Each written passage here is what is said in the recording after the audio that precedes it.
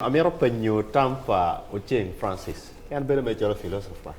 ni okak actually parliamentary group okak chelo chin ka donc ikin me dwa ko ker palotela nyo nero mitela ni wa ben mabe konne paro ngini magati kin gangi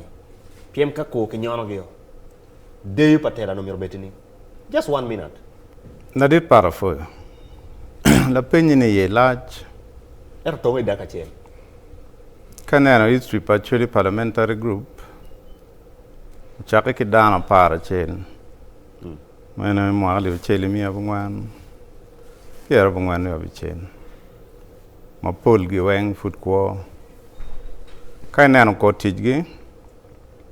tie amnesty act kidi mu kene development capital development ma pol guterlo actually donc weng actually parliamentary group makarne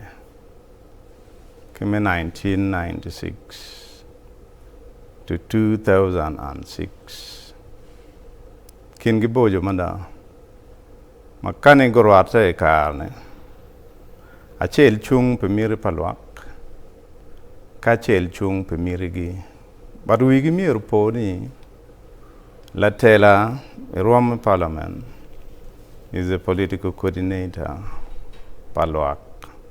And parliament falls under legislative politics. Then we come a bit these administrative politics. Ginweng tij gachel, putting law into the service of man. But kayo ni prerogative